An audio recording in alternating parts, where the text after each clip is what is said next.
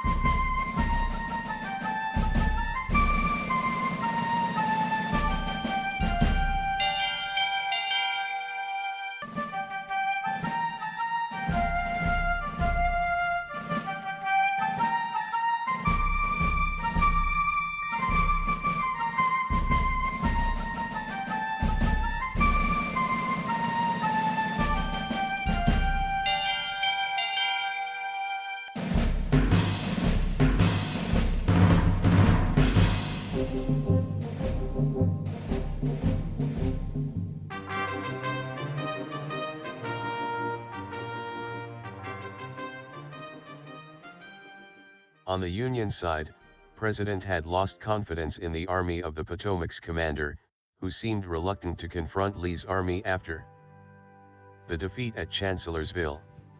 On June 28, Lincoln named Major General George Gordon Meade to succeed Hooker.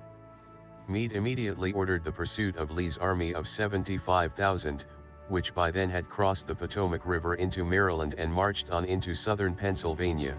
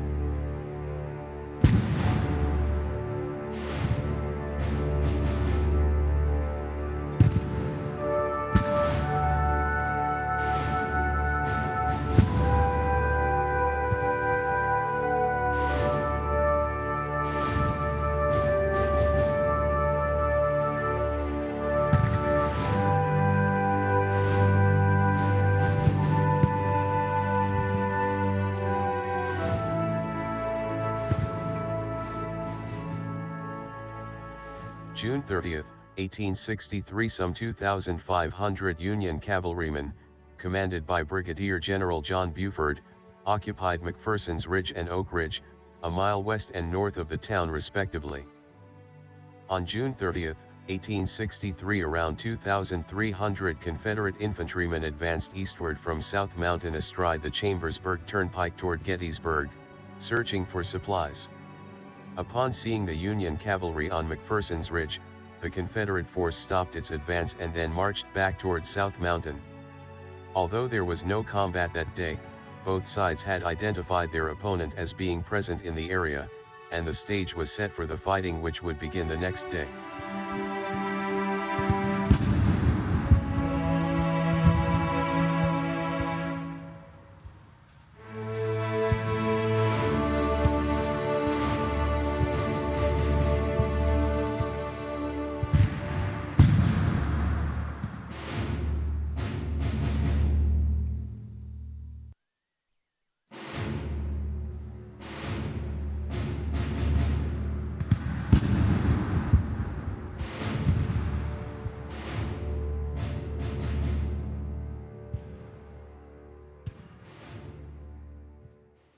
Anticipating that the Confederates would march on Gettysburg from the west on the morning of July 1, Buford laid out his defenses on 3 ridges west of the town: Hare Ridge, McPherson Ridge, and Seminary Ridge. These were appropriate terrain for a delaying action by his small cavalry division against superior Confederate infantry forces, meant to buy time awaiting the arrival of Union infantrymen who could occupy the strong defensive positions south of town at Cemetery Hill, Cemetery Ridge, and Culp's Hill.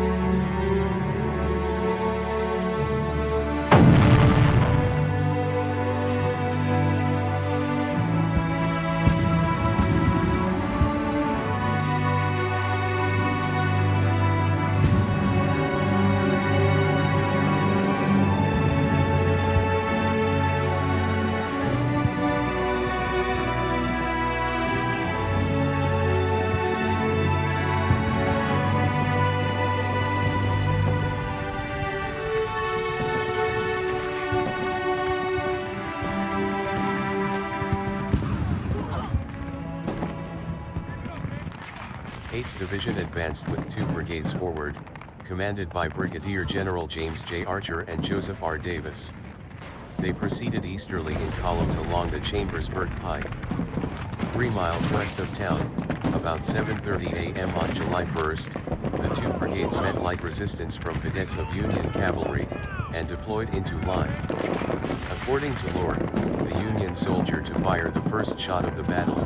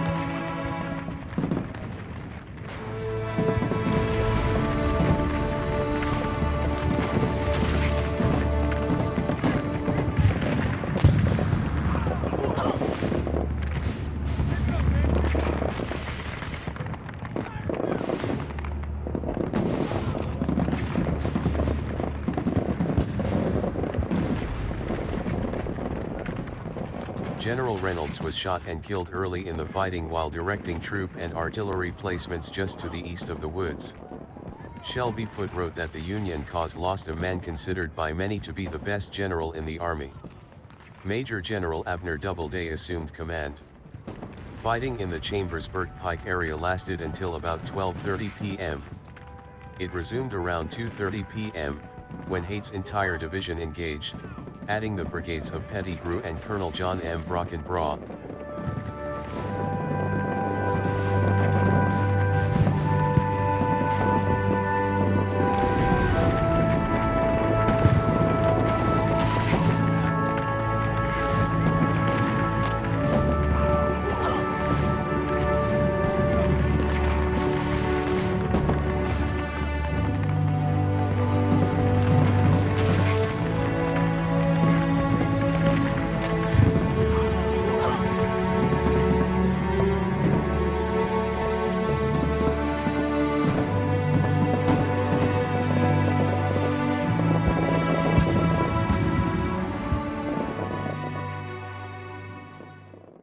North of the Pike, Davis gained a temporary success against Brigadier General Lysander Cutler's brigade but was repulsed with heavy losses in an action around an unfinished railroad bed cut in the ridge.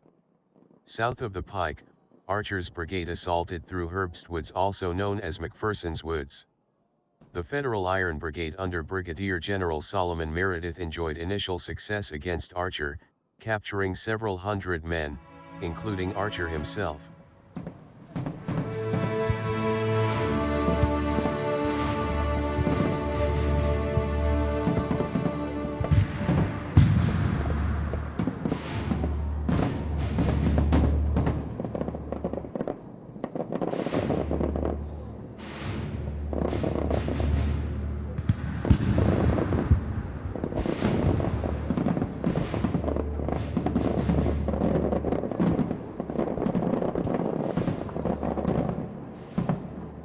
As the fighting to the west proceeded, two divisions of Ewell's 2nd Corps, marching west toward Cashtown in accordance with Lee's order for the army to concentrate in that vicinity, turned south on the Carlisle and Harrisburg roads toward Gettysburg, while the Union 11th Corps, Major General Oliver O. Howard, raced north on the Baltimore Pike and Taneytown Road.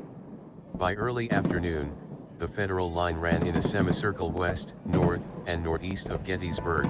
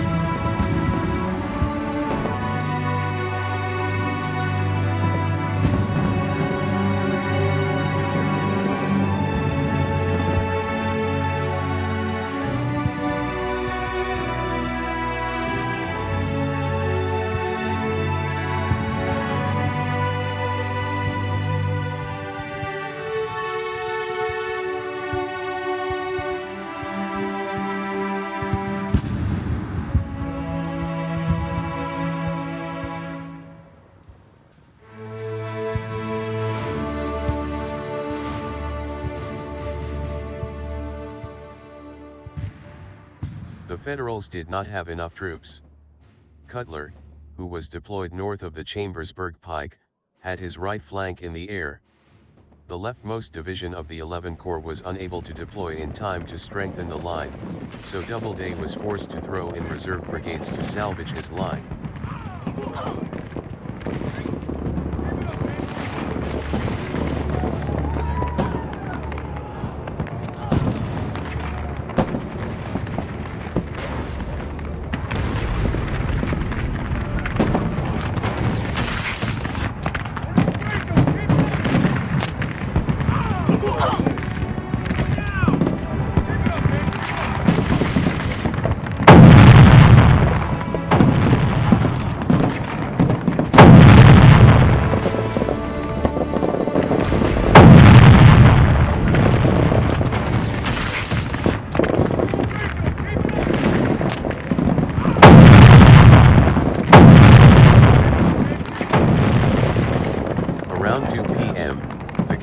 and 2nd Corps divisions of Major General Robert E. Rhodes and Jubal Early assaulted and outflanked the Union 1st and 11th Corps positions north and northwest of town. The Confederate brigades of Colonel Edward A. O'Neill and Brigadier General Alfred Iverson suffered severe losses assaulting the 1st Corps division of Brigadier General John C. Robinson south of Oak Hill. Uly's division profited from a blunder by Brigadier General Francis C. Barlow, when he advanced his 11th Corps division to Blocker's Knoll, directly north of town and now known as Barlow's Knoll. This represented a salient in the Corps line, susceptible to attack from multiple sides, and Uly's troops overran Barlow's division, which constituted the right flank of the Union Army's position. Barlow was wounded and captured in the attack.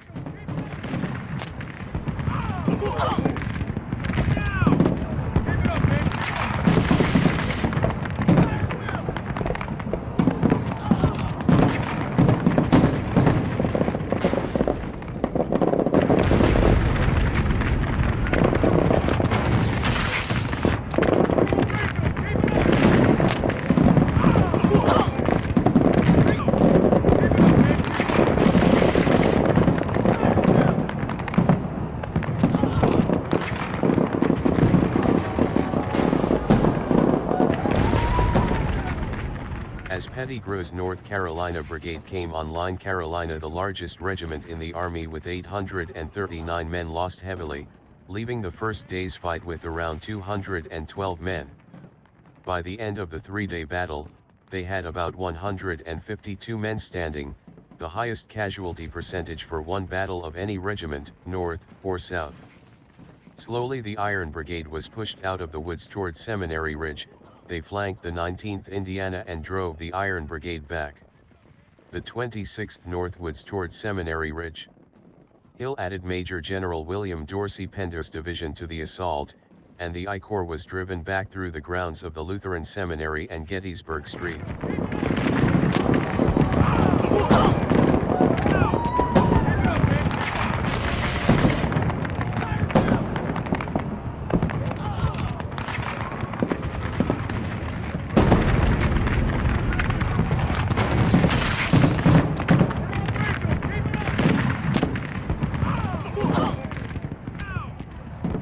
As Federal positions collapsed both north and west of town, General Howard ordered a retreat to the high ground south of town at Cemetery Hill, where he had left the division of Brigadier General Adolph von Steinwehr in reserve. Major General Winfield S. Hancock assumed command of the battlefield, sent by Meade when he heard that Reynolds had been killed.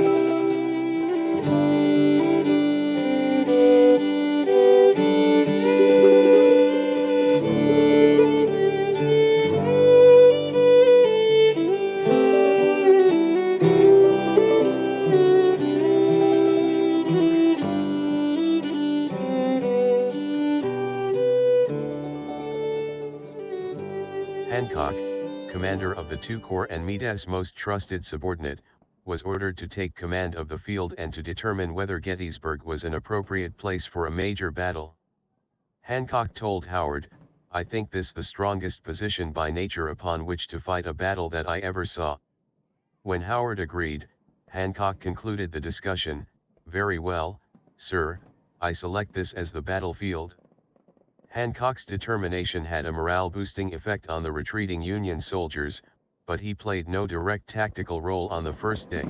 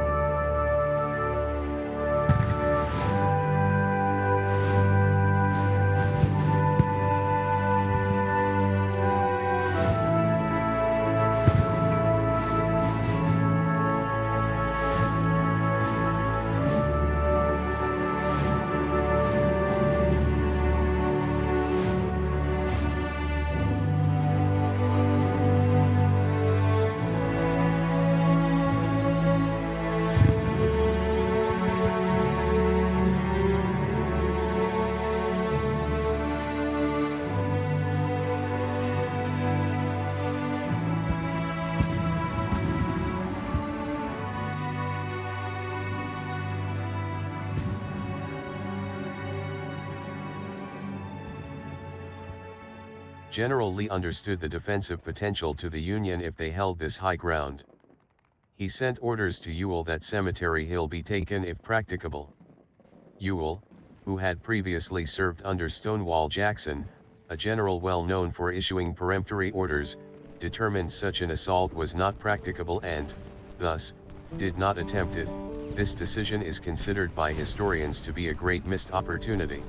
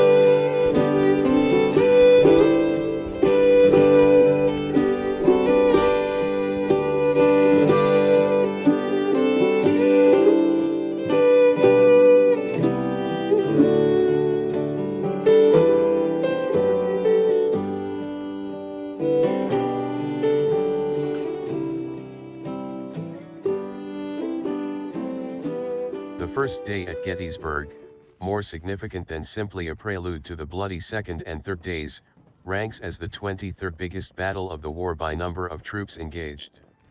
About 1/4 of Meade's army, 22,000 men, and 1/3 of Lee's army, 27,000, were engaged. That evening, the soldiers from both sides rested as best they could, knowing that the fighting would soon continue. Meanwhile, their officers worked at reconstituting their battered units and making battle plans for the fighting, which continued for the next 2 days.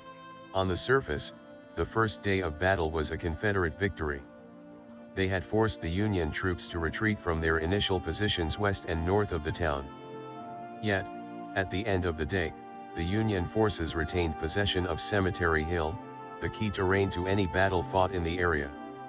Overnight, the Union position was improved still further as newly arrived forces began occupation of Cemetery Ridge and Culp's Hill.